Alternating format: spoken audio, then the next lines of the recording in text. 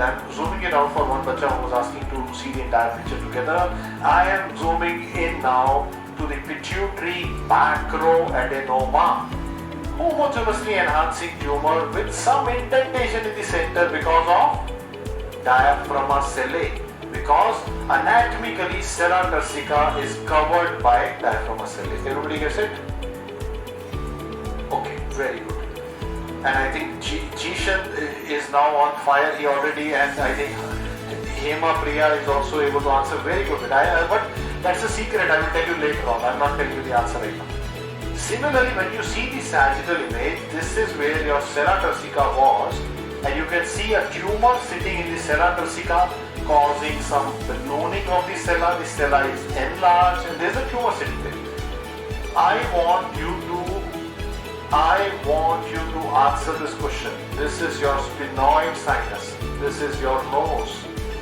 So anatomically, if you look at the midline, everybody listen to me. If you look at the midline, this is your nasal cavity, sphenoid sinus, tumor. Now, do you understand why pituitary tumors are operated through the sphenoid sinus? Because you don't need to open the skull. You can go through the nose. Transnasal, transsphenoid pituitary surgery.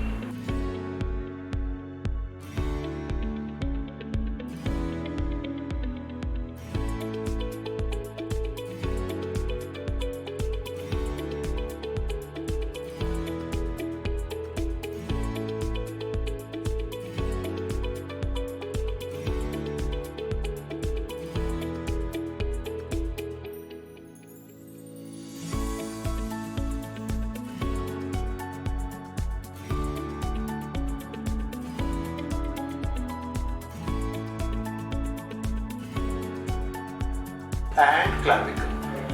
If it is unequal, I assume that there is rotation, so I know that it can lead to asymmetry in lung lucencies, it can lead to asymmetry of hilum, it can lead to a pseudocardiology.